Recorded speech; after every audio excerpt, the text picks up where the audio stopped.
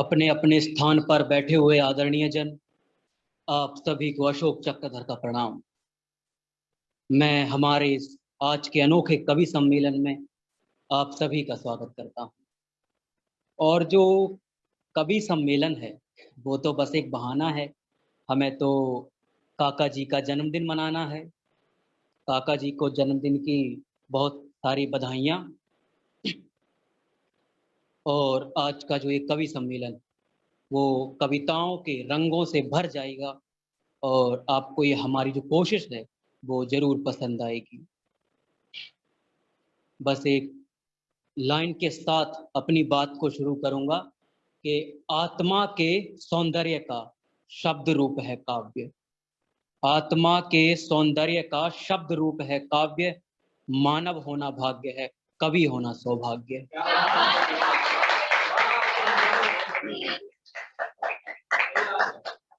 और आप सभी को अभी तक ये विदित हो ही गया होगा कि कवि सम्मेलन को संचालित करने का जो कार्य है वो मुझे सौंपा गया है। तो अपने इस कार्य को आभार के साथ उठाते हुए मैं सबसे पहले मंच पर आमंत्रित करूंगा जो हमारे बीच मौजूद हैं पद्मिनी शर्मा जी।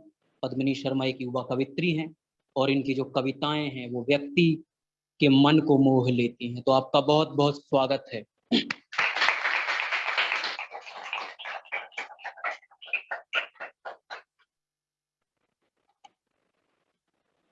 काका जी प्रणाम, अशोक जी और यहाँ पर आए सभी कवि कवित्रियों और श्रोतागणों को मेरा प्रणाम।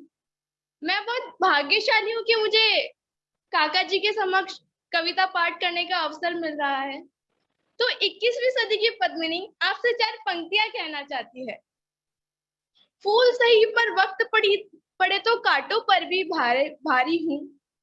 फूल सही पर वक्त पड़े तो कांटों पर भी भारी हूँ। ममता की मूरत दुष्टों के खातिर तेज कटारी हूँ। कोई बाधा रोक न पाए आगे बढ़ती जाती हूँ। हिम्मत से हर कदम उठा शिखरों पर चढ़ती जाती हूँ। सिंधु, साक्षी और सायना सबने ऐसा काम किया। ओलंपिक में थाम तिरंगा देश का ऊंचा नाम किया। चूड़ी बिंदिया और महावर ही मेरा श्रृंगार नहीं। चूड़ी बिंदिया और महावर ही मेरा श्रृंगार नहीं। तन को वर्दी, हाथों को बंदूक से अब इनकार नहीं। बदनीयत से बड़ी अगर तो बाह तोड़ दी जाएगी। खिलजी बुरी नजर डाले तो आंख फोड़ दी जाएगी। बदनीयत से बड़ी अगर तो बाह तोड़ दी जाएगी। खिलजी बुरी नजर डाले तो आंख फोड़ दी जाएगी। हाथ बढ़ाकर जिसे उठा ले कोई मैं वो जाम नहीं। हाथ बढ़ाकर जिसे उठा ले कोई मैं वो जाम नहीं। नाम पद्मिनी है मेरा पर जौहर मेरा काम नहीं। नाम पद्मिनी है मेरा। अभी हमें आदरणीय चित्रा जी और शैलेश जी तक की दूरी तय करनी है। मैं बहुत छोटा सा गीत गा के अपने स्थान पे चली जाऊंगी। उसके लिए मुझे जोरदार तालियों से मान दे दीजिए। एक और बहुत छोटा सा गीत आपको सुनाना चाहती हूँ बिटियाओं के बारे में। और मैं भी यहाँ आप सभी की बेटी हूँ, यहाँ पर सबसे छोटी हूँ। आप सभी की बेटी की तरफ से आपको एक मासूम सा सवाल पूछना चाहती हूँ या आपको एक सीधा सवाल पूछना चाहती हूँ एक गीत के माध्यम से। आप लोगों ने बहुत से विदाई के गीत सुने होंगे, शादी के गीत सुने होंगे, लेकिन जो एक बेटी कहना चाहती है वो क्या महसूस करती है उसकी तरफ से एक बात कहना चाहती हूँ। अगर आपके दिल में कहीं जाकर लगे तो आपका आशीर्वाद मुझे मिलना चाहिए। रीति रिवाज के नाम पे दर्द निभाना पड़ता है। रीति रिवाज के नाम पे दर्द निभाना पड़ता है। क्यों बिटिया को देश पराए जाना पड़ता है। क्यों बिटिया को देश पराए जाना पड़ता है। माँ की परछाई पापा की गुड़िया को। माँ की परछाई पापा की गुड़िया को। घर की रौनक को आंगन की चिड़िया को। नीड़ से अपने आखिर क्यों उड़ जाना पड़ता है। नीड़ से अपने आखिर क्यों उड़ जाना पड़ता है, क्यों बिटिया को देश पराए जाना पड़ता है, क्यों बिटिया को देश पराए जाना पड़ता है। और यहाँ बैठे सभी पिताओं से एक सवाल करना चाहती हूँ।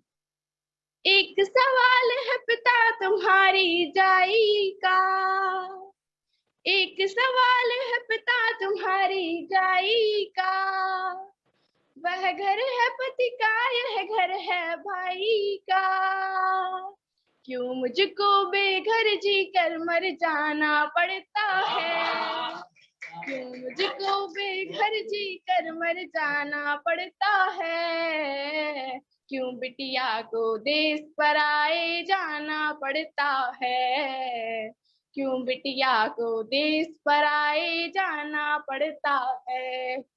बहुत बहुत धन्यवाद।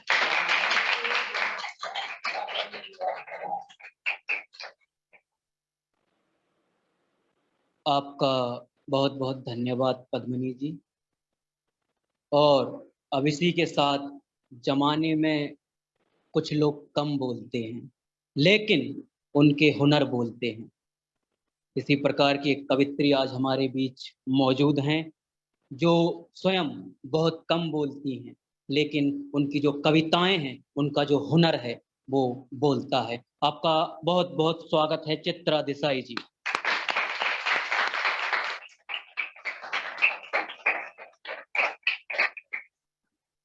बहुत बहुत धन्यवाद अशोक जी। नमस्कार काका जी, नमस्कार अशोक जी और यहाँ बैठे सभी कवि और कवित्रियों को। आज का दिन बहुत ही खास है। आज काका जी का जन्मदिन है। काका जी आपको जन्मदिन की बहुत बहुत बधाई। बहुत ही भाग्यशाली हूँ, आपके सामने मेरी कविताएं प्रस्तुत करने का अवसर मिल रहा है। आशीर्वाद चाहती हूँ काका जी। एक कविता जहाँ से मेरी यात्रा शुरू होती है, गांव की चौपाल। मेरे गांव की चौपाल बोलती है, बारात आई इस गांव में, पगड़ी को पांव में रख, कितनी बार मनाया रूठे रिश्तों को। मेरे गांव की चौपाल बोलती है, बारात आई इस गांव में, पांव को पगड़ी में रख, कितनी बार मनाया रूठे रिश्तों को। मिठाई की परातों से मोतीचूर के लड्डू चुराए, बनने की बातों की खबरें बन्नी के कानों तक पहुंची। कितनी फसलें संदूकों में बंद हो गईं, कितनी फसलें संदूकों में बंद हो गईं, लौटी फिर बन्नी खाली खाली, लौटी फिर बन्नी खाली खाली। पंच सब जमा हो गए, पूरे गांव का सलाह मशवरा, कुछ और फसल बंद संदूकों में बंद, चौपाल से विदा हो गए। फिर लौटी बन्नी, फिर लौटी बन्नी भरी गोद भरे सपने, पंचायत को आगाह कर, इस बार नहीं विदाई, ना खेतों की ना फसलों की, बिटिया है मेरी भरपूर कमाई। उसने बोई सपनों की फसल जो खलियानों में फैल गई, उसने बोई सपनों की फसल जो खलियानों में फैल गई। बिब्बी की बेटी बड़ी हो गई, कस्बा नगर महानगर में फैल गई। मेरे गांव की चौपाल बोलती है। एक और कविता इसी जमी से। कुम्हार के घर, कुम्हार के घर से खेतों में जाती थी, टाक पर रखी मिट्टी हाथों में लपेट गोल गोल घुमाती थी। कुम्हार के घर से खेतों में जाती थी, टाक पर रखी मिट्टी हाथों में लपेट गोल गोल घुमाती थी। हमेशा एक सवाल, सुराही मटके दिए मिट्टी बनाती है यहाँ, नानी का सीधा जवाब, ना मिट्टी ना हाथ आग बनाती है सब, ना मिट्टी ना हाथ आग बनाती है सब, टिकती है मिट्टी तभी तो बनती है, वरना टूटकर मिट्टी में ही घुली रहती है। आग तपाती है झुलसाती है, आग तपाती है झुलसाती है, भट्टी में पड़े हर सांचे को परिपक्व बनाती है। पर फिर मेरा सवाल, पर आग तो सब मिटाती है, आग तो सब मिटाती है, उदंड हो घर, गांव, खेत, शरीर सब जला देती है। नानी का करारा जवाब, आग ही सब बनाती है, दिए में उतरती है तो प्रार्थना बन जाती है, और देह में उतरती है तो पूरी सृष्टि बन जाती है। अपने भीतर आग सहेज कर रखना तो ही बन पाओगी, वरना पूरी उम्र मिट्टी ही रह जाओगी। अपने भीतर आग सहेज कर रखना तो ही बन पाओगी, वरना पूरी उम्र मिट्टी ही रह जाओगी।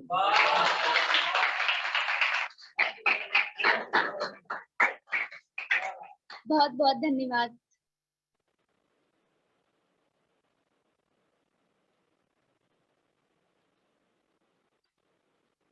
आपका बहुत बहुत धन्यवाद चित्रा जी। और अब बारी उनकी जिनको हमने बारंबार अनेक बार टेलीविज़न पर देखा और सुना है। शैलेश लोढ़ा देश प्रेम की कविताएं लिखते हैं और साथ साथ लगे हाथ बहुत सटीक व्यंग करते हैं। तो इसी के साथ मैं आमंत्रित करता हूं मंच पे शैलेश लोढ़ा को।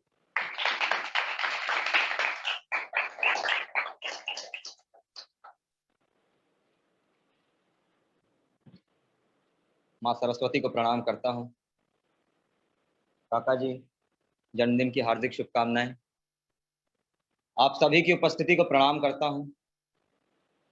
मैं बहुत भाग्यशाली हूँ कि आज काका जी के सामने मुझे मेरे छोटे छोटे व्यंग प्रस्तुत करने का मौका मिल रहा है। मेरी एक पंक्ति यह है कि सहजता थी, सादगी थी, बंदगी थी। जब ये व्हाट्सएप और फेसबुक नहीं थे ना, तब जिंदगी थी। और यकीन मानिए, बहुत जिम्मेदारी से एक बात कह रहा हूं, 1947 से पहले अगर व्हाट्सएप आ गया होता, अशोक जी, देश आज तक आजाद नहीं होता। सब एक दूसरे को मैसेज कर रहे होते, इस मैसेज को इतना फैलाओ कि अंग्रेज देश छोड़कर भाग जाए।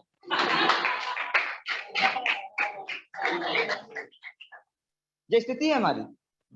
और ये फेसबुक, अभी कुछ दिन पहले मैंने बताया था आपको अपने एक प्रोग्राम में, फेसबुक मतलब झूठ बोलने का सबसे बड़ा केंद्र, सबसे बड़ा। अभी मैं पूछ लूंगा कितनों के पास फेसबुक है, कोई हाथ नहीं खड़ा करेगा। है अरुण जी के पास भी, और 30 साल पुराना फोटो लगा रखा है। क्योंकि आदमी वहां फेसबुक पे लोगों से बात नहीं करता है, चेहरों से बात करता है। आपका चेहरा जितना अच्छा होगा, आपकी बातें भी उतनी अच्छी हो जाएगी। वरना हम हिंदुस्तानी लोग इतने, माफ कीजिएगा, इतने पाखंडी होते हैं, टेलीफोन पर अचानक हमारा स्वर मीठा हो जाए तो समझ लीजिएगा सामने कोई स्त्री है जो स्वयं की नहीं है। अचानक मीठा हो जाए, hello, whom do you want to talk to, समझ लीजिएगा सामने कोई स्त्री है जो स्वयं की नहीं है। वरना स्वयं की स्त्री से जब आदमी बात करे, यकीन मानिए वो ऑब्जर्वेशन आपको कोई नहीं बताएगा, वो असल में बात ही नहीं करता है। जब फोन पर होता है सेंटेंस तो पूरे बोलता ही नहीं है, एक ही शब्द बोलता है, वो भी दो दो बार। अशोक जी, ये ऑब्जर्वेशन आपको कोई नहीं बताएगा। हिंदुस्तानी आदमी जब बीवी से बात करे, एक ही शब्द बोलता है दो दो बार, हेलो हेलो, हाँ हाँ, ऑफिस में, खा लिया, फोन रख।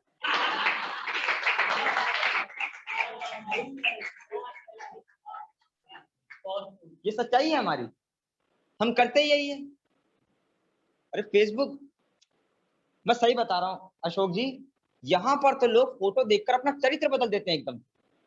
अभी आप कल्पना कीजिए कि कोई खूबसूरत सी महिला है फेसबुक पे, और उन्होंने एक स्टेटस लिखा कि आज मैं, अब जैसे आप लोग कहीं जाते हैं तो अपने कार से जाते हैं, अपने वाहन से जाते हैं, पर उन्होंने एक स्टेटस लिखा कि आज मैं सरकारी बस से बाजार गई। तो अब फोटो उनकी है फेसबुक पे और स्टेटस भी उनका है, तो स्टेटस पे रिएक्शन भी उनकी फोटो देखकर आएंगे। तो पहला रिएक्शन, हाउ स्वीट। दूसरा, आप कितनी सहज है। तीसरा, आपसे हमें सीखना है। चौथा, अगली बार जाए तो हमें भी ले जाना।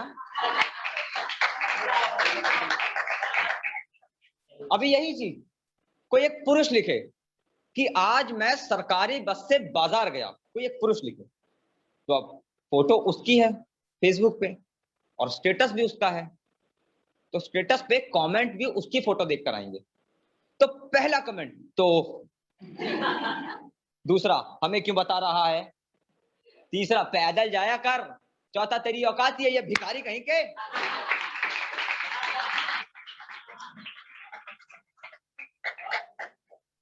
धन्यवाद।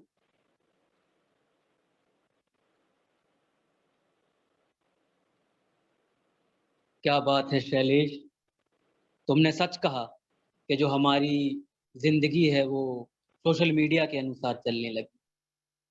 लेकिन अगर मैं बात करूं जो बीते हुए पिछले 2 वर्ष हैं, उन 2 वर्षों में वो सोशल मीडिया ही था जिसने हमें घर में बंद रहते हुए भी सांस दी और जीने की आस दी। तो अब इसी के साथ मैं मंच पर आमंत्रित करूंगा उन्हें जो देसी कवि के नाम से प्रचलित, जिनके छोटे छोटे किस्से आपको खूब हंसाएंगे और गुदगुदाएंगे। तो इसी के साथ मैं मंच पर आमंत्रित करता हूं अरुण जयमनी को। आपका बहुत बहुत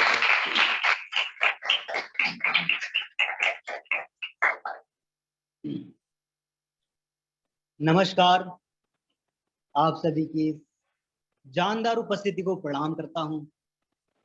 देखो जी, मैं हरियाणा का हूं तो हरियाणा के बारे में बोलूंगा।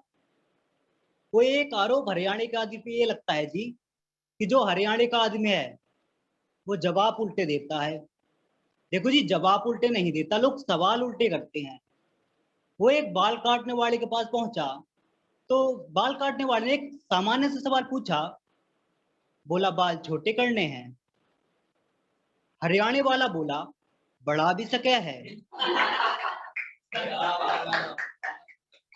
जो काम तेरे बस का नहीं वो पूछ क्यों रहा है। कुमार जी, हमारे हरियाणा में हास्यरस छुपा हुआ है और जो रिश्ते हैं उनमें तो बहुत, जैसे ताई, वो एक मुकदमा चल रहा था तो ताई गवाही देने आ पहुंची। दोनों वकील भी उनके ताई के गांव के। तो दो में से एक ने पूछ लिया, बोला ताई तुम्हारे जाने हैं। बोले अच्छे से जानू हूं, राधे श्याम को छोड़ा है तू, एक नंबर का याश, एक नंबर का झूठा। वकील सन्न रह गया। पहले वकील ने दूसरे वकील की तरफ इशारा करते हुए पूछा, बोला ताई तू यहाँ जाने है। बोली खूब अच्छे से जानू हूं, राधे श्याम को छोड़ा यूं तेरे से बड़ा याश है, यूं तेरे से बड़ा झूठो है। साहब, जज इनकी बात सुन रहा था, उसने तुरंत कोर्ट स्थगित की, अपने चैम्बर में पहुंचा, दोनों वकील बुलवाए। बोले खबरदार अगर ताई से मेरे बारे में कुछ पूछा तो।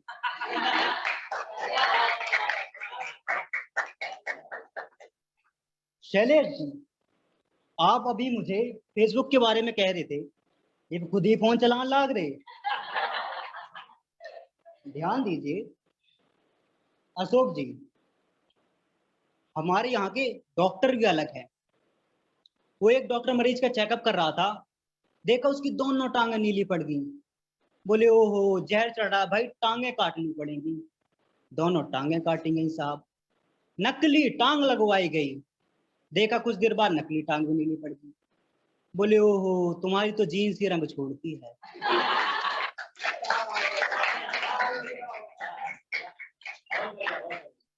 ये मैं जाने से पहले एक किस्सा और सुनाना चाहूंगा जो कि डॉक्टर का ही है। वो एक के बहुत खांसी थी, डॉक्टर के पास गया, डॉक्टर ने उसको जुलाब की गोली दे दी। उसके जाने के बाद कंपाउंडर बोला, बोले साहब ये क्या किया आपने, उसके तो खांसी थी, आपने जुलाब की गोली दे दी। बोले कुछ भी हो साड़ा, खांसने से पहले 100 बार सोचेगा।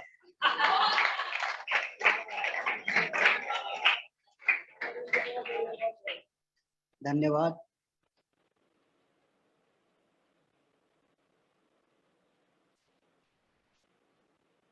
क्या बात है अरुण, तुमने क्या हास्य का तड़का लगाया है। और अब इस हास्य के तड़के से जितने भी दर्शक बैठे हैं उनमें से कोई बच नहीं पाया। और अब इसी के साथ मैं मंच पर आमंत्रित करने जा रहा हूं उन्हें जिनकी कविताएं व्यक्ति के अंदर हर्ष और उल्लास पैदा करती हैं। हमारे बीच मौजूद हैं मधु मोहिनी उपाध्याय जी, आपका बहुत बहुत स्वागत।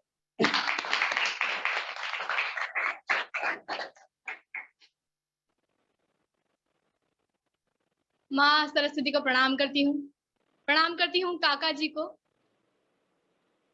और अपने काव्य गुरु प्रोफेसर अशोक चक्रधर जी को, सभी की उत्साह भरी उमंग भरी उपस्थिति को प्रणाम करती हूँ। और काका जी, आपको जन्मदिन की बहुत बहुत बधाई। और राधा कृष्णा पर मैंने बहुत लिखा, लेकिन काका जी बैठे हैं यहाँ, तो मेरा एक गीत है बहुत पहचान का, जिसने मुझे बहुत प्यार दिया, और उस गीत की पंक्तियां अक्सर उतरती बढ़ती रहती है। मैं बताती हूँ कि प्यार एक ऐसा शब्द, ऐसी अनुभूति, एक ऐसा एहसास है। प्यार एक ऐसा शब्द, ऐसी अनुभूति, एक ऐसा एहसास है जो हमारे आपके सबके आसपास है। ढाई आखिर प्यार की कोई भाषा नहीं, कोई परिभाषा नहीं, और प्यार व्याख्या की विषय तो बिल्कुल भी नहीं। ढाई आखिर प्यार में मैंने चिंतन किया, मनन किया, तो मुझे उसके कई शब्द मिले कि पर्याय के। प्रायः ढाई आखिर मिला, प्रेम ढाई आखिर, इश्क ढाई आखिर, स्नेह ढाई आखिर, प्रीत ढाई आखिर, प्रीति ढाई आखिर, दोस्ती दोस्ती के आधार है ढाई आखिर, भक्ति भक्ति के आधार है आस्था, निष्ठा और प्रेम, सभी में ढाई आखिर।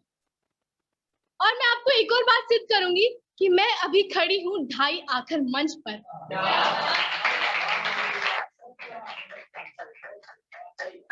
तो मैं गीत शुरू कर रही हूँ कि रूप को सिंगार दे तो जानिए वो प्यार है, रूप को सिंगार दे तो जानिए वो प्यार है, रंग को निखार दे तो जानिए वो प्यार है, रंग को निखार दे तो जानिए वो प्यार है, जीने की जो चाह दे तो जानिए वो प्यार है, जिंदगी को राह दे तो जानिए वो प्यार है, जिंदगी को राह दे तो जानिए वो प्यार है, सर्द में पिघल गया तो जानिए वो प्यार है, सर्द में पिघल गया तो जानिए वो प्यार है, दर्द को निगल गया तो जानिए वो प्यार है, दर्द को निगल गया तो जानिए वो प्यार है, सर्द में पिघल गया तो जानिए वो प्यार है, दर्द को निगल गया तो जानिए वो प्यार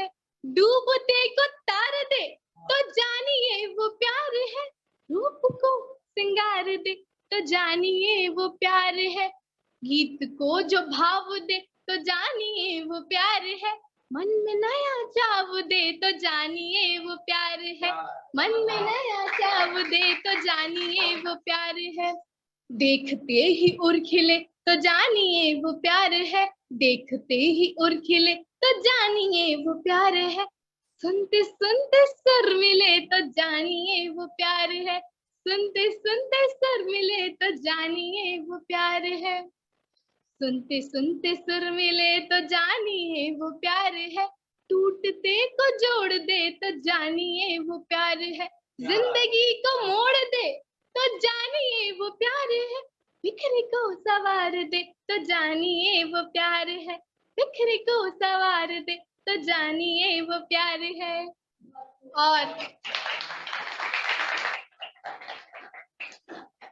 और राधा कृष्णा पर मैंने बहुत लिखा। भारत इस प्यार के लिए जाना माना पहचाना जाता है, लेकिन मैंने एक जगह लिखा कि मैंने खुद से कहा कि छिपाएं तो क्या न बताएं तो क्या, छिपाएं तो क्या न बताएं तो क्या, प्यार छिपता है क्या, रोके रुकता है क्या, मैंने खुद से कहा प्यार पे तू नहा, प्यार जैसी महक है कहीं भी नहीं, जहां है प्यार जिंदगी है वहीं, जहां है प्यार जिंदगी है वहीं। प्यार पे मैंने जब जितना ज्यादा लिखा, प्यार पे मैंने जब जितना ज्यादा लिखा, प्यार पे मैंने जब जितना ज्यादा लिखा, प्यार मुझे उससे बड़ा उतना ज्यादा दिखा, प्यार पे मैंने जब जितना ज्यादा लिखा, प्यार मुझे उससे बड़ा उतना ज्यादा दिखा, प्यार पे लिखते लिखते कलम रुक गई, ढाई अक्षर के आगे कलम छूट ढाई अक्षर के आगे कलम छूट गई। और बहुत सारे बच्चों को कुछ बच्चों को यहाँ पे पुरस्कारित भी किया गया। तो उनको प्रेरणा देने के लिए मैं अपनी कुछ पंक्तियां कहना चाहूंगी कि सुख दुख के चक्र में ही घूमती है जिंदगी, कि सुख दुख के चक्र में ही घूमती है जिंदगी, खुशियों में बावरी सी झूमती है जिंदगी, खुशियों में बावरी सी झूमती है जिंदगी। माता पिता को हर कदम पे पूजते हैं जो, माता पिता को हर कदम पे पूजते हैं जो, उनको कदम कदम पे चूमती है जिंदगी, उनको कदम कदम पे चूमती है जिंदगी। और आपके जीवन में खुशियां, उन्नति आप सभी के कदम चूमे।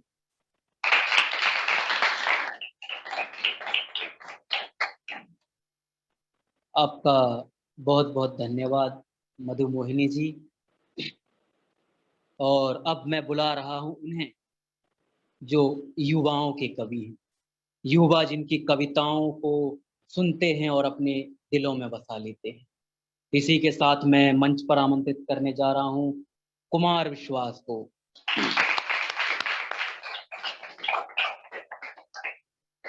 बहुत बहुत शुक्रिया आप सभी का। काका जी को प्रणाम और मेरे गुरु अशोक जी को प्रणाम। मेरे कुछ मुक्तक ऐसे हैं जिनमें कुछ खास तो नहीं है लेकिन बहुत प्रसिद्ध हो गए हैं, वो मैं आपको सुना देता हूँ। कि कोई दीवाना कहता है कोई पागल समझता है, कोई दीवाना कहता है कोई पागल समझता है, मगर धरती की बेचैनी को बस बादल समझता है, मगर धरती की बेचैनी को बस बादल समझता है। मैं तुझसे दूर कैसा हूँ तू मुझसे दूर कैसी है, मैं तुझसे दूर कैसा हूँ तू मुझसे दूर कैसी है, ये तेरा दिल समझता है या मेरा दिल समझता है, ये तेरा दिल समझता है या मेरा दिल समझता है। चार पंक्तियां और सुनिएगा। कि पुकारे आंख में चढ़कर तो खूं को खूं समझता है। वाह करो शैलेश जी, इतनी देर हो गया कार्यक्रम सुनते हुए, आपको अभी बताना पड़ रहा है कि वाह कीजिए। कि पुकारे आंख में चढ़कर तो खूं को खूं समझता है, अंधेरा किसको कहते हैं ये बस जुगनू समझता है, अंधेरा किसको कहते हैं ये बस जुगनू समझता है, हमें तो चांद तारों में भी तेरा रूप दिखता है, हमें तो चांद तारों में भी तेरा रूप दिखता है, मोहब्बत में नुमाइश को अदाएं तू समझता है, मोहब्बत में नुमाइश को अदाएं तू समझता है। बहुत बहुत शुक्रिया आप सभी का मुझे इतना प्यार इतना सम्मान देने के लिए। अब इससे पहले कि अशोक जी किसी और को आमंत्रित करें, हम अशोक जी को सुनना चाहेंगे, तो जोरदार तालियों से आमंत्रित करते हैं अशोक चक्रधर जी को।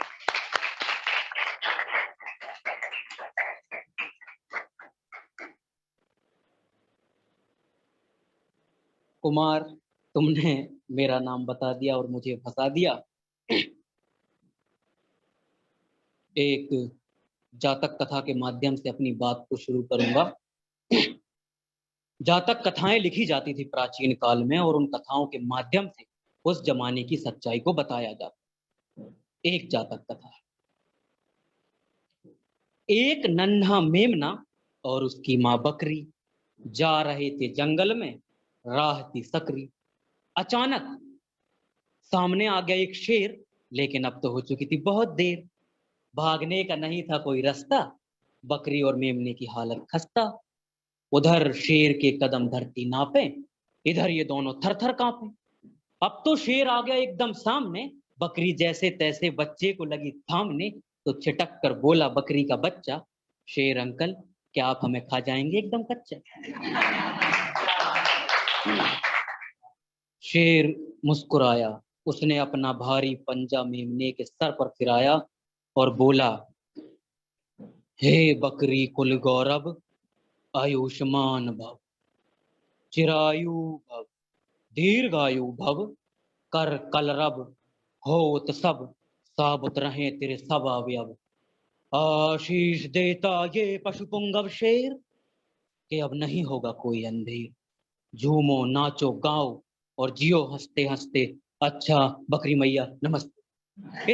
इतना कहकर शेर कर गया प्रस्थान। बकरी हैरान बोली बेटा ताजुब है, भला ये शेर किसी पर रहम करने वाला है? लगता है जंगल में चुनाव आने वाला है, लगता है जंगल में चुनाव आने वाला है। बहुत बहुत धन्यवाद। और काका जी, मैंने एक कॉलम लिखना शुरू किया है जिसमें एक चाचा जी होते हैं और एक होता है चंपू। वैसे तो खड़ी बोली में बात करता है, लेकिन कभी कभी चाचा जी को खुश करने के लिए ब्रज भाषा में भी बात करता है। तो चाचा जी ने पूछा कि चौरे चंपू, अगर जा मथुरा मेट्रो रेल मथुरा तक आए जाए तो वहां में अनाउंसमेंट कैसे होया करेगा, जा बता दे। तो चंपू बोला सुन लो, राधे राधे, जा मथुरा मेट्रो है, जा में आप सबन को स्वागत है।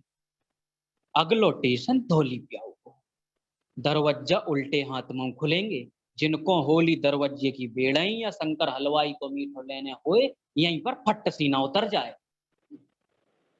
जाके बाद मेट्रो सीधी टैंक चौराहे पे रुकेगी। गुटका खाए बे और बीड़िए पिए भी की तो सोचियो मती, नहीं तो 500 रुपया ते तिलक है जाए।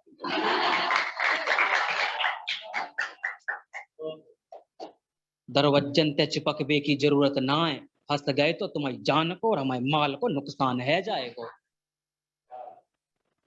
अगाड़ी के 2 डब्बा और तनकुएं, उन डब्बन में कोई लपका पकड़ो जाएगा तो तबीयत ते खातिरदारी है जाए। धक्का मुक्की करियो मती, बड़े बूढ़े इनको पहले जगह दियो। ईमानदारी ते टिकट लेके चलवे को काम है। होशियारी करी तो कैमरा लग रहे हैं, जो पकड़ो जाएगो जेल के जंगला की हवा खाएगो। राधे राधे।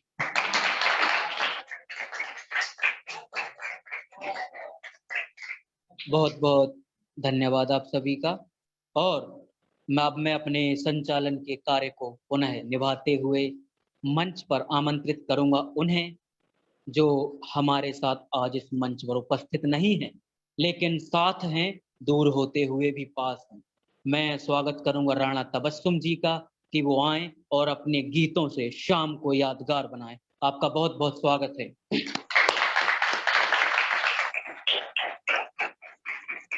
बहुत बहुत शुक्रिया, आप सभी को आदाब करती हूँ, सलाम करती हूँ और साथ ही बहुत खुशनसीब हूँ कि काका जी के सामने अपना गीत सुनाने का अवसर मिल रहा है। लेकिन बहुत दुखी भी हूँ कि वहाँ उस मंच पर उपस्थित नहीं हो पाई। बहरहाल काका जी आपका आशीर्वाद चाहती हूँ और एक छोटा सा गीत आप सभी के समक्ष प्रस्तुत करना चाहती हूँ। देखिए, अक्सर जो है मैं रोमांटिक गीत लिखा करती हूँ, सुनाया करती हूँ, लेकिन आज मेरा मन हो रहा है कि मैं राष्ट्रीय एकता पर एक गीत आप सभी को सुनिएगा, पेश करती हूँ। लेकिन मैं चाहती हूँ अगर आप भी इसमें मेरा साथ दें तो बहुत अच्छा। सुनिए।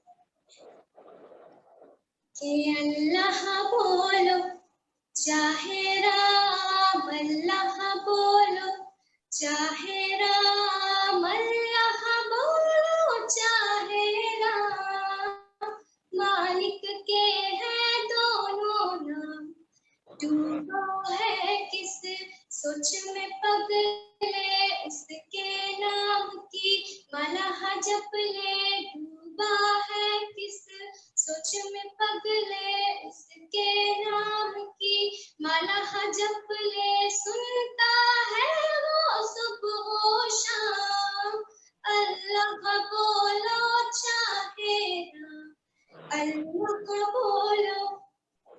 अब फिर सुनिएगा कि मंदिर और मस्जिद में क्या है, मन में तो भगवान छुपा है, मंदिर और मस्जिद में क्या है, मन में तो भगवान छुपा है, ढूंढना बंदे तेरा काम, अल्लाह बोलो चाहे राम, अल्लाह बोलो।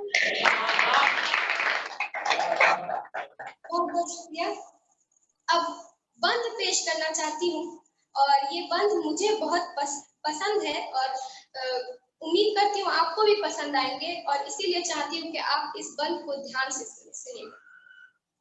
के काबा जाया मधुरा काशी, काबा जाया मधुरा काशी, क्या होगा जब मन है पापी, क्या होगा जब मन है पापी, घूमन चाहे चारों धाम, अल्लाह बोलो चाहे राम, अल्लाह बोलो चाहे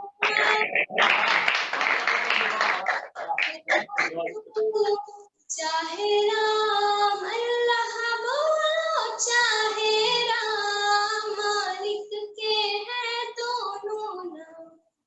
अब आखिरी बंद सुनिएगा कि गीता और कुरान में वो है जलवागर, इंसान में वो है गीता और कुरान में वो है जलवागर, इंसान में जो है राणा कर उसको प्रणाम, अल्लाह बोलो चाहे राम, अल्लाह बोलो चाहे राम, अल्लाह बोलो चाहे राम, अल्लाह बोलो चाहे राम, मालिक के हैं दोनों नाम।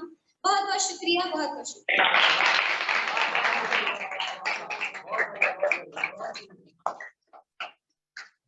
आपका बहुत बहुत धन्यवाद राणा तबस्सुम जी। और सचमुच आपके इस गीत ने आज की शाम को यादगार बना दिया। और अब बारी उनकी जिनको आप सुनना चाहते हैं, जिनको मैं सुनना चाहता हूं। तो इसी के साथ मैं आपका ज़्यादा समय नहीं लूँगा और आमंत्रित करता हूं हम सबके काका जी को। आपका बहुत बहुत स्वागत है काका जी, एक बार जोरदार तालियों के साथ।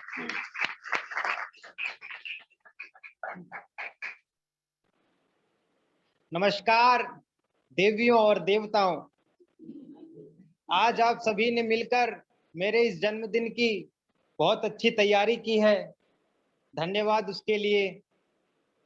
आज यहाँ बैठे सभी युवा कवियों को देखकर मैं भी युवा बन गया हूँ।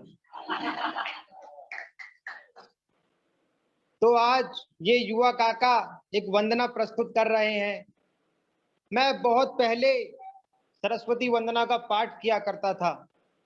सरस्वती वंदना का पाठ करते करते मेरी फाइनेंशियल पोजीशन गिरती गई।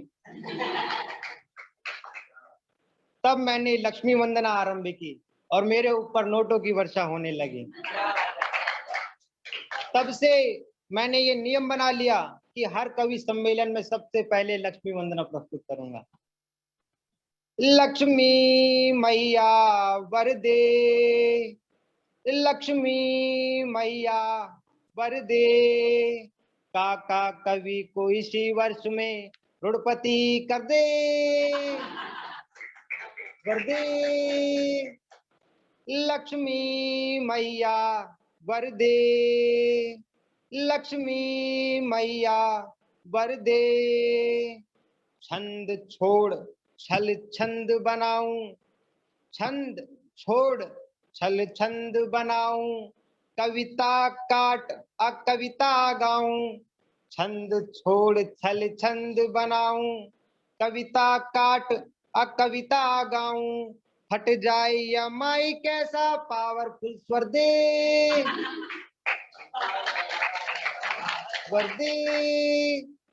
लक्ष्मी मैया वरदे, लक्ष्मी मैया वरदे, कार कामनी कंचन कोठी, कार कामनी कंचन कोठी, लपके जिह्वा फड़के बोटी, कार कामनी कंचन कोठी, लपके जिह्वा फड़के बोटी, अमेरिका का सारा सोना मेरे घर धर दे, वरदे।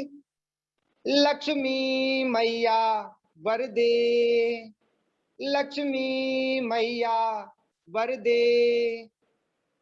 अब मैं एक छंद आप सभी के समक्ष प्रस्तुत कर रहा हूं। सेठ भिखारी दास का बेटा लक्ष्मी चंद शादी को बेचैन था, एक नेत्र था बंद। एक नेत्र था बंद, रात दिन आहे भरता, शिव शंकर की पूजा नित्य नियम से करता। भोले हुए प्रसन्न, कहा वर मांगो भैये। वह बोला वर नहीं, मुझे तो कन्या चाहिए।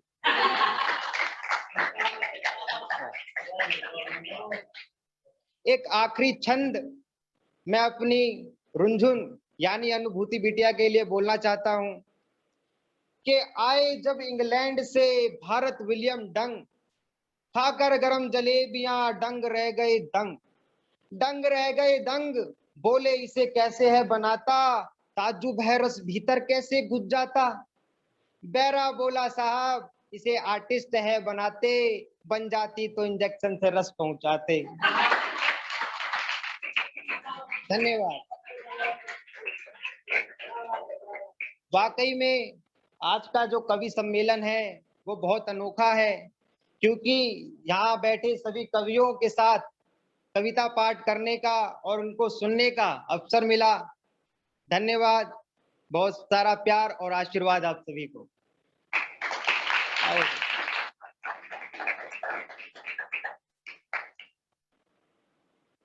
आपका बहुत बहुत धन्यवाद काका जी। और हम सभी काका जी को बहुत देर तक सुन सकते हैं, लेकिन जो घड़ी है वो बढ़ती जा रही है और रात्रि की कालीमा आकाश में छा रही है। तो इसी के साथ मैं अशोक चक्रधर आप सभी की उपस्थिति को प्रणाम करता हूं और अब जो कार्यक्रम की आगे की कार्यवाही है वो अनुभूति के हाथ में देना चाहूंगा। धन्यवाद।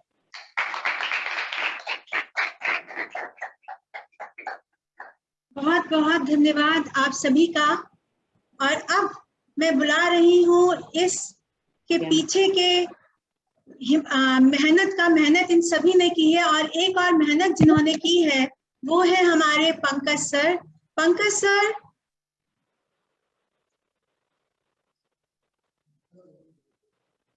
पर्दे के पीछे से निकलते हुए पंकज सर हमारे सामने उपस्थित है। मैं उनका परिचय पहले ही आपसे करा चुकी हूँ, और साथ में मैं हमारी राना तबस्सुम जी जो आ नहीं पाई उनको भी साथ में जोड़ती हूँ। और सभी का एक बार मैं परिचय कराती हूँ। तो राना तबस्सुम जी के किरदार को निभा रही थी हमारी सजदा, जो कि वेस्ट बंगाल से हैं। काका जी के किरदार को निभा रहे थे फिरोज।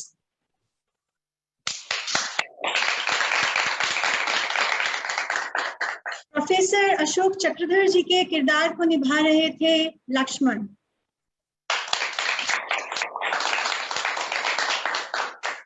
मधु मोहिनी जी के किरदार को निभा रही थी जया।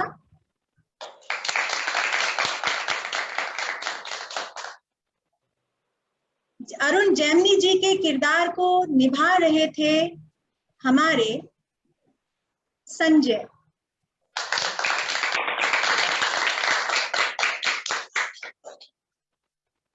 और शैलेश लोढ़ा जी के किरदार को निभा रहा था हमारा नटखट अजीत।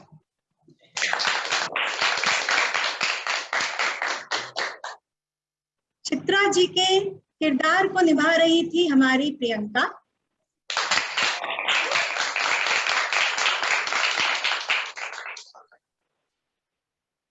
कुमार विश्वास जी के किरदार को निभा रहा था हमारा एक और शैतान गोविंद।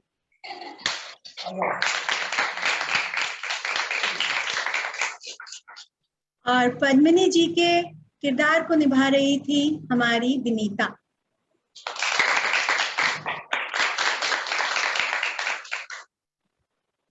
आप सभी का बहुत बहुत बहुत सारा धन्यवाद। धन्यवाद हमारे सर का, पंकज सर हमारे साथ हैं। बहुत हम लोगों ने मेहनत की है। अब मैं आप सभी से चाहूंगी आप मुझे लिखकर बताएं, हम सभी को लिखकर बताएं कि आपको हमारा कार्यक्रम कैसा लगा। और आशीर्वाद दे कि हम और कोशिश करें अगले साल और अच्छे से कर पाएं और कुछ नया कर पाएं, ऑफलाइन करें और सब लोग वहां पर उपस्थित हों। बहुत बहुत बहुत सारा धन्यवाद। तो अब हम आ चुके हैं अपने तीसरे पड़ाव पर, जो पड़ाव बहुत बहुत ज्यादा इम्पोर्टेंट है हमारे लिए, क्योंकि उस पड़ाव के बिना हमारे को ये समझ नहीं आएगा कि हमने जो किया वो कैसा किया, अच्छा किया, कि क्या प्रयास हमारे और करने चाहिए जिससे हम अगले साल और मेहनत कर पाएं और अच्छे से आगे बढ़ पाएं। तो हम चाहेंगे कि हम अब अपने विशिष्ट अतिथियों को पहले सुने और फिर हम चित्रा जी के पास में आएंगे। तो मैं पहले जा रही हूँ डॉक्टर मुकेश गर्ग जी के पास और मैं चाहती हूँ कि आप अनम्यूट करें अपने आप को। और आपको कार्यक्रम कैसा लगा? सर्वप्रथम थैंक यू सो मच, आप आए और आपने हमें ये हिम्मत दी कि हम कुछ करें। तो ओवर टू यू।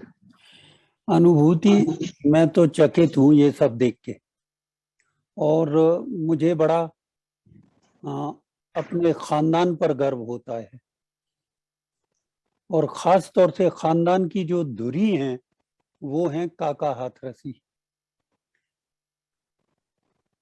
स्वयं अशिक्षित रह गया आदमी अपने तमाम बच्चों को पढ़ने के लिए आगे प्रेरित करे, और जरा सा भी कोई कुछ उपलब्धि हासिल कर ले तो तुरंत उसे पुरस्कृत करे। मैं शिमला से आ रहा था काका जी के साथ, हाथरस जंक्शन पर गाड़ी रुकी और मैंने कहा मैं अपना इंटरमीडिएट का रिजल्ट देख के आता हूँ काका। तो बोले जा देखा। मैं देख के आया, अखबार उस जमाने में बड़ी मुश्किल से रिजल्ट देखने में आते थे। देख के आया तो मेरी फर्स्ट डिवीजन थी, और जब मैं आया पाँव छुए काका जी के तो उन्होंने तुरंत 100 रुपए का नोट निकालकर मुझे इनाम में दिया। ये 1967 1967 की बात। उस वक्त 100 रुपए का मायने होता था। इस तरह वो सबको पुरस्कृत करते थे, बच्चों को पुरस्कृत करते थे। हम आपको सबको पता होगा कि काका जी हमारे चाचा जी थे, पिताजी हमारे उनसे 2 साल बड़े थे, पर पिताजी की इस मामले में कोई दिलचस्पी नहीं थी कि बच्चे पढ़ें लिखें।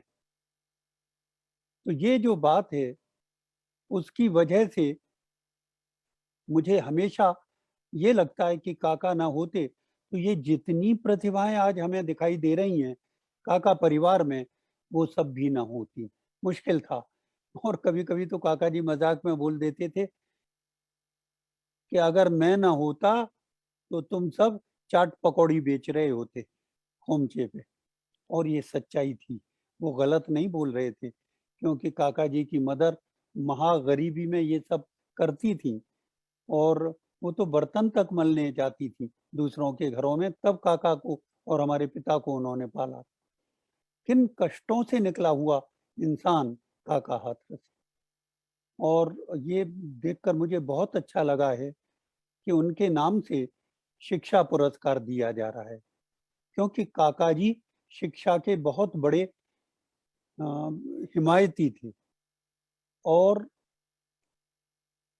जो हमारी रुंझुन है, जिसे हम घर में रुंझुन बोलते हैं, और वैसे वो अनुभूति है, उन्होंने जो काम किया है ये मेरे लिए एक आंखें खोल देने वाला है।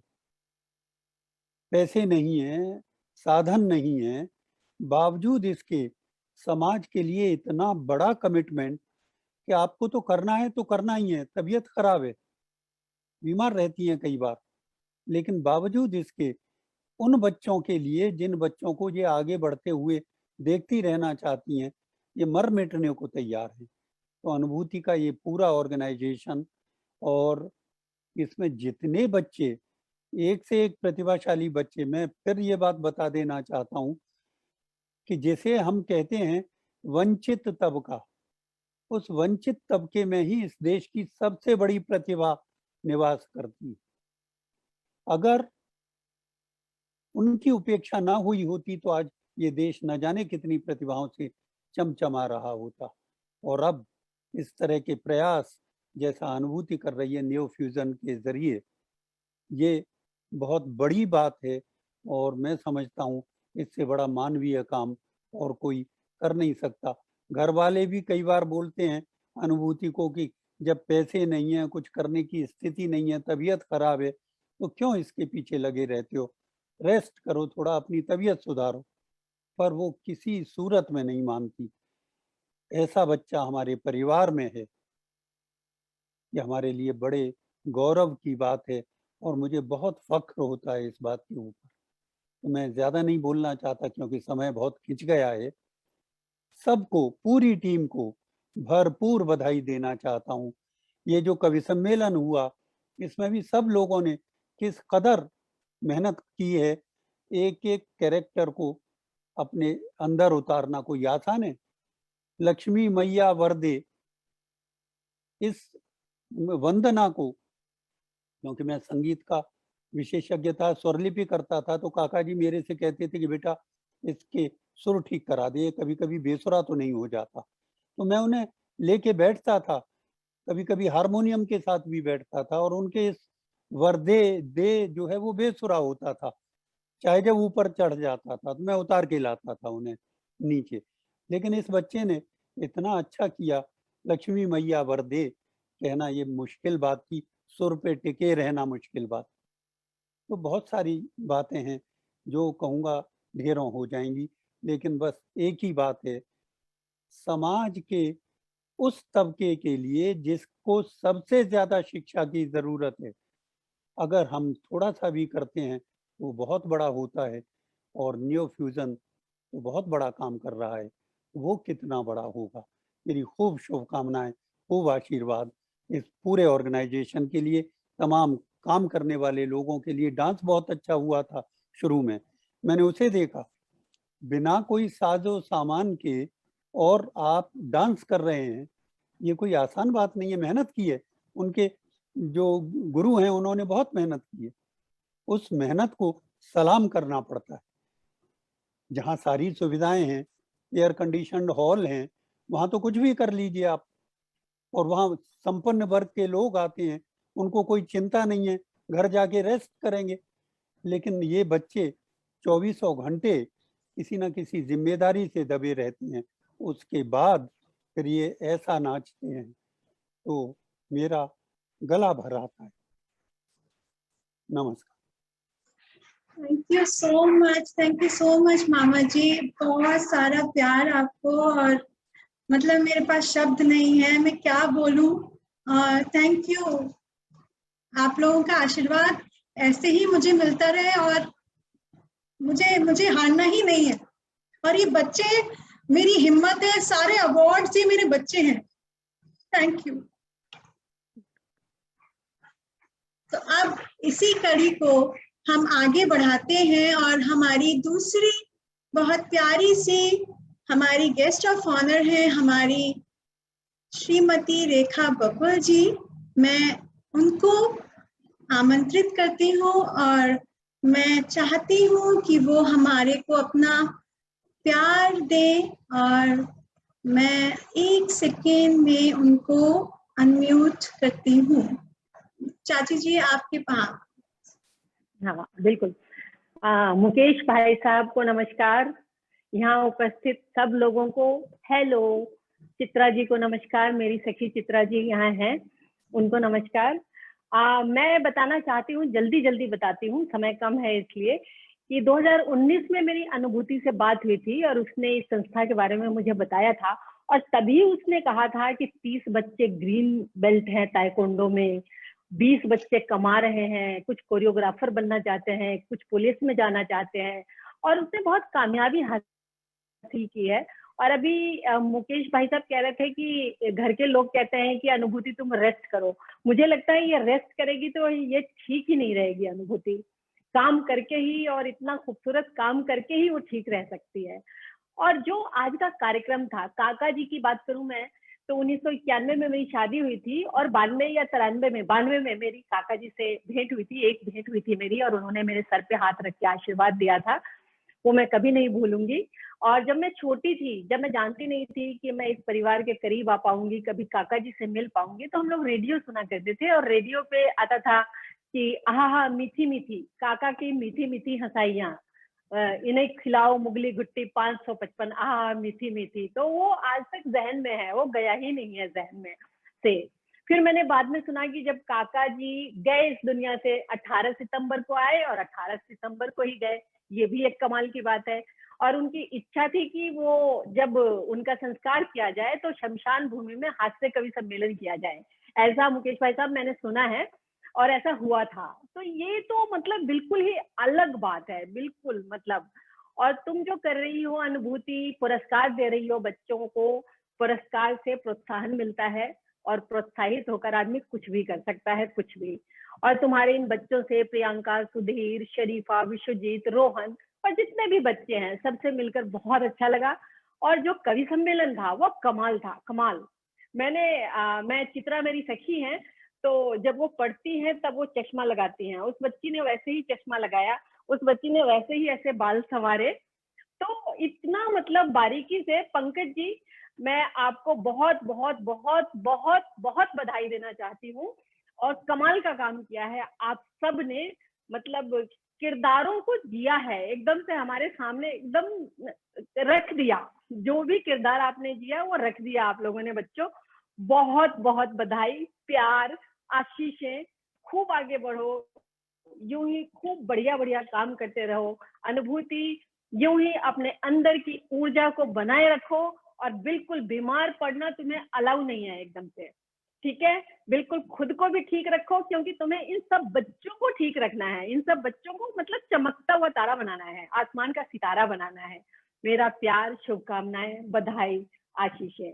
थैंक यू मुझे यहाँ बुलाने के लिए, थैंक यू अनुभूति। Thank you so much, चाची जी, for all the love, all the affection। और आप आए अपना समय निकालकर, आपका बिजी शेड्यूल था, थैंक यू सो मच। मैं बिल्कुल अब मैं प्रण लेती हूँ कि मैं बीमार नहीं होंगी। हाँ बिल्कुल। इसी के साथ थैंक यू। इसी के साथ अब हम चलते हैं अपनी मुख्य अतिथि की ओर और हम उन्हें सुनना चाहते हैं। बहुत बहुत बहुत स्वागत आपका, और आप आए, आपने अपना पूरा समय हमारे साथ बिताया और बच्चों को सुना। और मैं सच्ची में जब प्रियंका पढ़ रही थी तो मैं आपको देख रही थी उस समय कि आपका क्या रिएक्शन आता है, क्योंकि वो मेरे लिए सबसे ज्यादा इम्पोर्टेंट था कि प्रियंका को देखकर आपको कैसा लग रहा है। तो thank you so much, over to you. सबसे पहले सभी को नमस्कार और इतना गौरवशाली मंच देने के लिए अनुभूति तुम्हारा बहुत बहुत आभार। मेरी प्रिय मित्र रेखा यहाँ बैठी हुई है और उनका भी धन्यवाद कि मुझे इस मंच से जोड़ा, क्योंकि मुझे लगता है कि इस मंच से जुड़ना मेरे लिए मुझे समृद्ध करता है। और मैं कहूंगी कि पूरा कार्यक्रम के इतने भावों से हरा भरा ये कार्यक्रम, भरा पूरा, इतने धरातल पर ये कार्यक्रम था कि मैं कहाँ से शुरू करूं। जहां पहली गणेश वंदना से जहां कथक मैंने देखा, और इतना सुंदर कथक, बिना किसी, जैसे मुकेश जी ने कहा कि संसाधनों के इतना सुंदर कथक बच्चों ने पेश किया, गणेश वंदना पेश की। उसके बाद इतने सारे जो शिक्षा पुरस्कार जिनको मिला, और क्योंकि मैं जिस जगह से हूँ वहां माना जाता है कि मेरे घर में माना जाता है विद्यादान महादान, और तुम इस तरह का कार्यक्रम कर रही हो। न्यू फ्यूजन क्रिएटिव फाउंडेशन इस तरह का कार्यक्रम कर रहा है कि जहां मतलब उनके सपनों में सब शामिल हैं, तुम्हारे सपनों में सब शामिल हैं, और जहां हमारे सपनों में दूसरे लोग शामिल हो जाते हैं और इतने छोटे बच्चों का भविष्य के बारे में हम सोचने लगते हैं, तो मुझे लगता है कि इससे बड़ा पुण्य कुछ नहीं हो सकता इस धरती पर। तो इतना सुंदर तुम काम कर रही हो अनुभूति कि मुझे लगातार, अब मैंने, क्योंकि ये खुला मंच है और मुझे लगता है कि इस मंच से मैं हमेशा जुड़ी रहूंगी किसी भी रूप में। इतना सुंदर कार्य बच्चों का जो यहाँ पे हो रहा है, और तुम इतना अच्छा कार्य कर रही हो, ये प्रयास मुझे ये लगता है कि हर प्रयास सराहनीय है, लेकिन इस तरह का प्रयास तो वाकई सराहनीय है। और एक धरातल पे ये था कि बच्चे यहाँ पे कर रहे हैं, और दूसरी धरातल काका हाथरसी, जैसा मैंने दरअसल मैं पढ़ रही थी काका हाथरसी जी के बारे में, और दो चीजें मैं उनके बारे में यहाँ कहना चाहूंगी, जो कि सब लोग जानते हैं काका हाथरसी जी के बारे में, लेकिन उन्होंने एक बहुत महत्वपूर्ण कार्य ये भी किया कि हास्य व्यंग को, हिंदी साहित्य जो अभी तक उपेक्षा करता था हास्य, उस चीज को वहां पर बहुत महत्व दिया।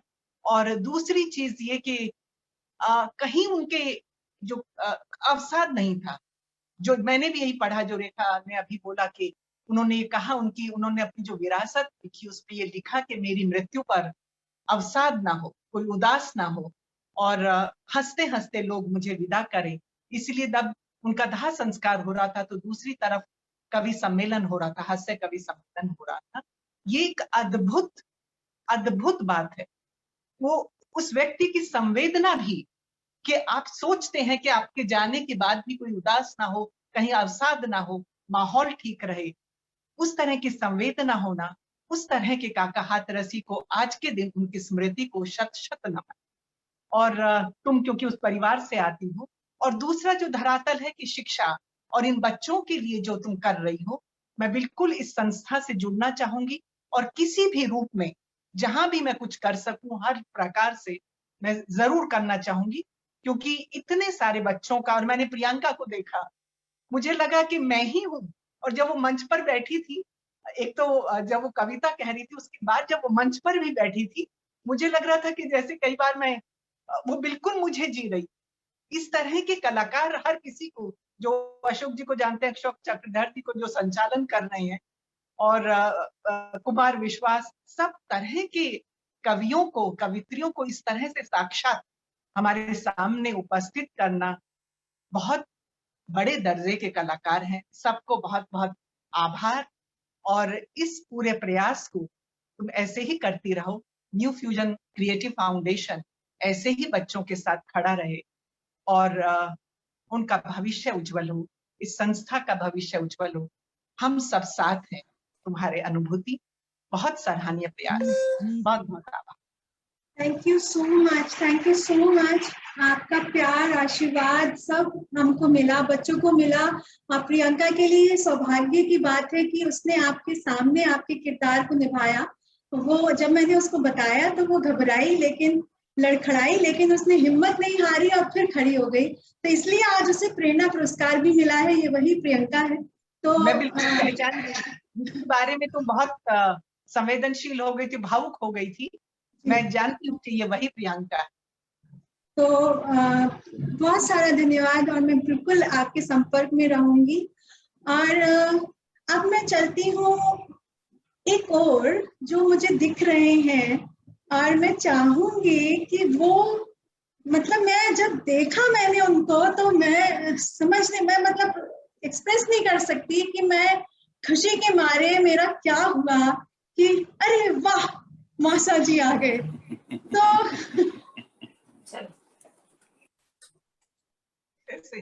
तो बस इससे ज्यादा न बोल, क्योंकि बोलते बोलते लोग रोने लगते हैं। आज तो हास्य दिवस है, और मुझे इतना आनंद आ रहा है कि मैं कितने सुकून से बैठा हूं, और अशोक चक्रधर संचालन कर रहे हैं।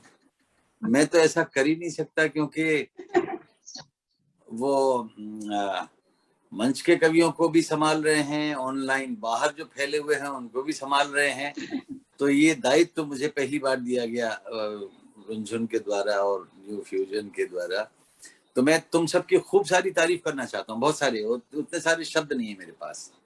सारे कवियों को जुटा के उनको उनकी शैली में प्रस्तुति सिखा के जो काम किया है, और जो कुल मिलाकर पुरस्कार की योजना बनाई है, तो सचमुच एक बहुत अच्छी शुरुआत की है रुनझुन और परिवार के पूरे सदस्यों ने। मुकेश जी ने बहुत ढंग से काका जी के बारे में बताया। काका जी के साथ मेरा भी बहुत सारा समय बीता है। सन 66 में जब उनका जन्मदिन मनाया गया था, 60वां, तब मैं वहां 8वां कवि था। और बड़े ठाठ से बैठा हुआ था डॉक्टर हरवंश राय बच्चन के सामने, किशोर कवि, और बड़े आत्मविश्वास के साथ मैंने कविता सुनाई थी।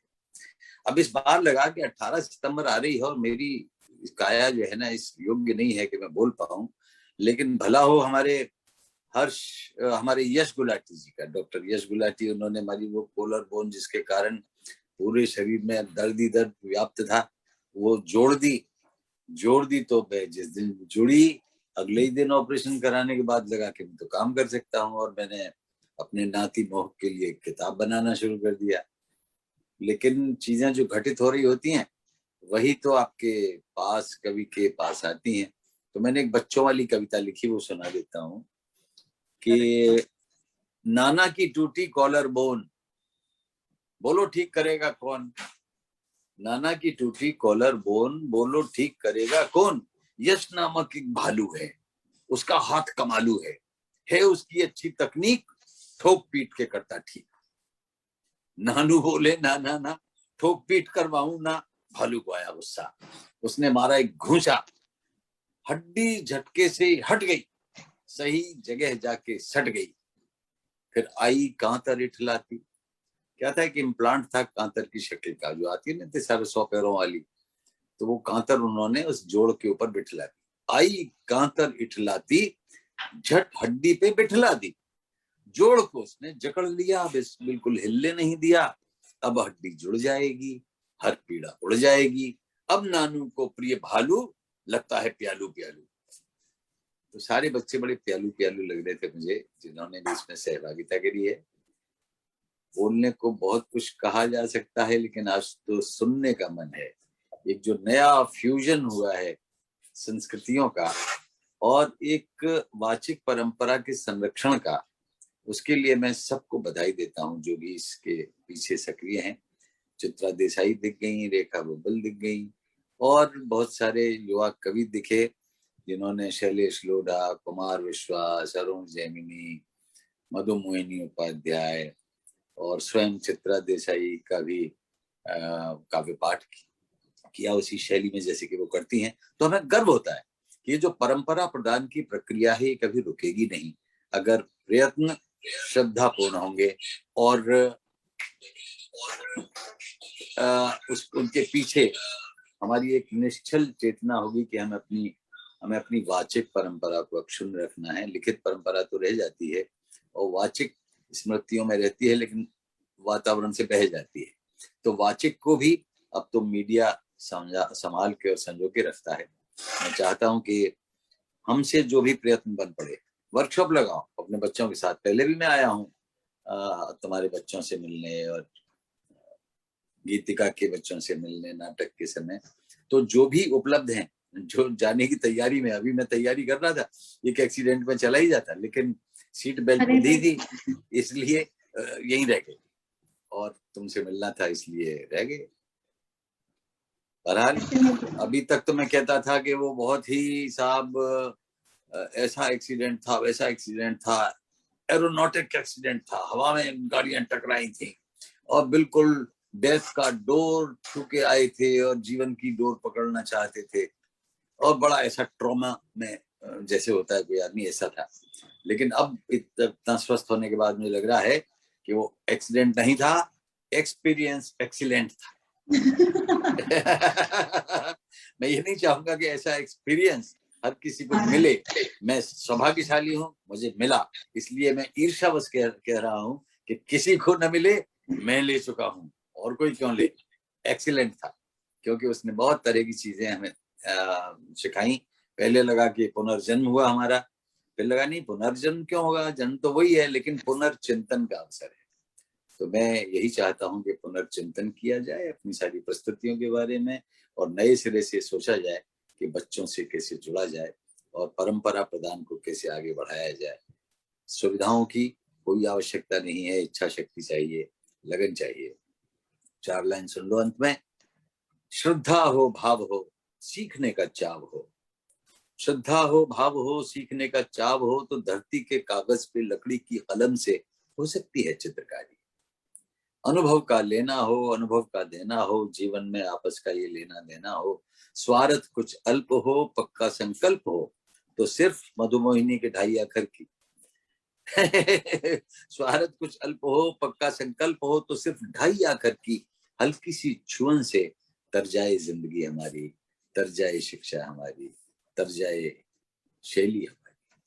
श्रद्धा हो, भाव हो, सीखने का चाव हो, तो धरती के कागज पे लकड़ी की कलम से हो सकती है चित्रकारी। बढ़िए आगे। थैंक यू सो मच मौसा जी, आपका प्यार आशीर्वाद मिला। आपकी अब आप स्वस्थ हैं, लेकिन थोड़े अस्वस्थ हैं, तो तब भी